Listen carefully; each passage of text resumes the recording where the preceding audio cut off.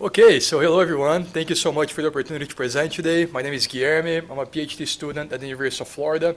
It's really a great pleasure to present my 3 Fellows project on innovation in US food markets. So here's the story. Food and beverage markets in the United States are economically important. So they represent about 5% of the US GDP, 8% of the household expenses, and 4% of the private sector employment in the United States.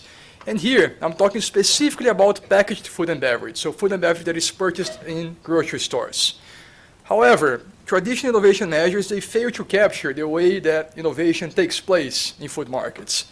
For instance, only 0.2% of the patents granted each year go to food and beverage companies. So we just have about 200 patents a year going to food and beverage companies. So a question that emerges is how we should think and measure innovation in these food markets. One of the ways that we can think about food innovation is by looking at product launches. So for example, these pink beverages that were recently launched by Starbucks, targeting Gen Z consumers, or products that are being launched to compete with weight loss medicine, Ozempic. So product launch is a way that we can study innovation in food markets.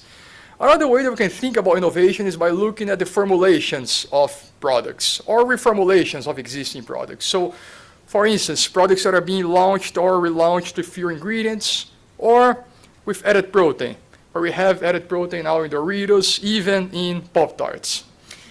But one challenge over time, historically, is that it is challenging to track these product launches and reformulations systematically. The FDA has, for a long time, required that food companies make available the labeling data to the government. But more recently, USDA started compiling this data in a data set that is called USDA Food Data. Since 2019, they have a monthly coverage on product launches, modifications, and discontinuations of every product that is launched in US food and beverage markets. So some two key advantages of USDA food data is that first, it is open source, so anyone can access USDA food data using the link that I have here in the screen. And second, it is comprehensive, so it really covers a universe of food products that are launched in the US each year.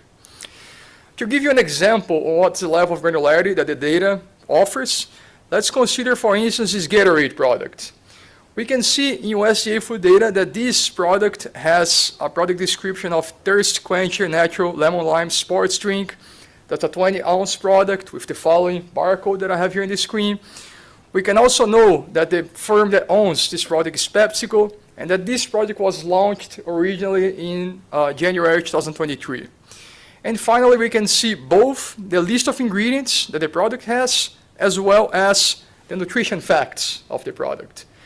So anything that is in the label of a given food product, just like a bottle of water, for instance, it's available on USDA food data, plus the key dates of launch and of discontinuation if the product is no longer active in the market.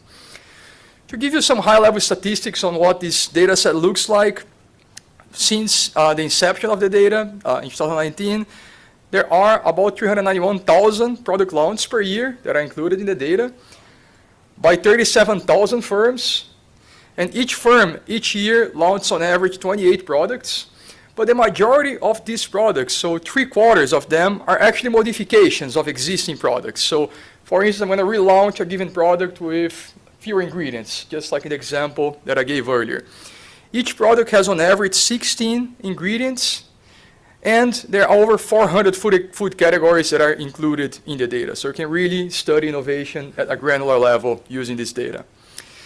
The top firms, when you think about the top firms that are launching food and beverage products in the US, the top 3 are Walmart, Target, and General Mills. So it includes not only branded innovation, but also private label innovation. Walmart alone has launched 47,000 products over the past 5 years. When we look at the top food categories, salt snacks, beverage, and candy are the top 3 categories. So salt snacks, there are 164,000 product launches in the US in the period. And you can go very granular. You can see what type of salt snack we're talking. Is it a popcorn? Is it an almond? We can see the detailed subcategory in the data. And finally, when you talk about the top ingredients that are included in these products, 61% of all products have added salt, and then 37% have added sugar, and 34% have added water. So these are the top 3 ingredients included in these product launches. But what is interesting is that this data set also allows us to understand how food and beverage companies innovate. And to that purpose, I create 8 measures of innovation strategies that are used in these product launches based on the description of a product and on the ingredient list that the product has. These strategies are natural, organic, plant-based, dietary, premium, functional, sourcing-based claims, and sustainable.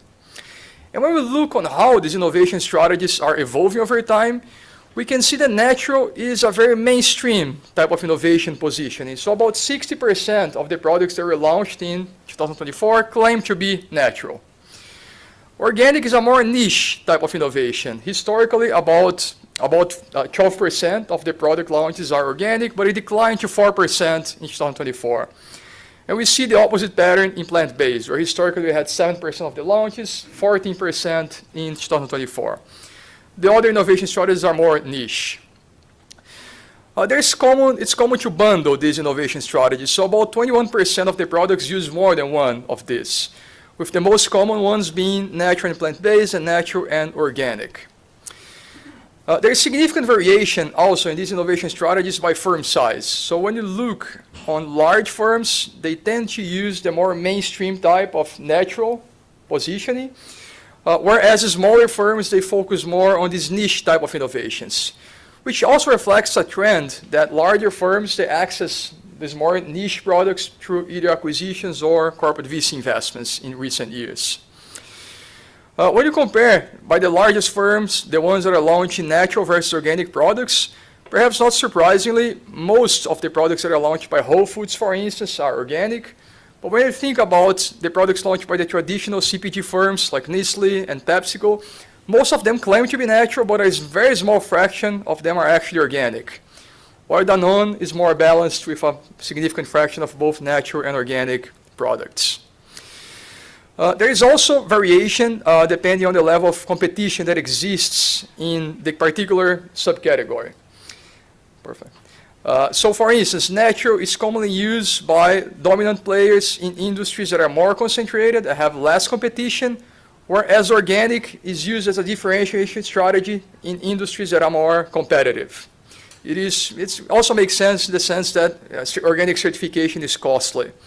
We also see a similar pattern for premium products. And finally, there is a significant variation on how these innovation strategies appear depending on the number of ingredients that the product has. So it is very common to have a natural positioning in products with a lot of ingredients, so just add one more that is natural, you claim that the product is natural. But organic is completely the opposite pattern. Organic, products with fewer ingredients are more likely to be organic. So to summarize, the key motivation for this project is really to understand how food companies innovate, especially because patents, they don't capture the way the innovation takes place in the food space. But USDA food data offers a reliable way to study innovation in food markets.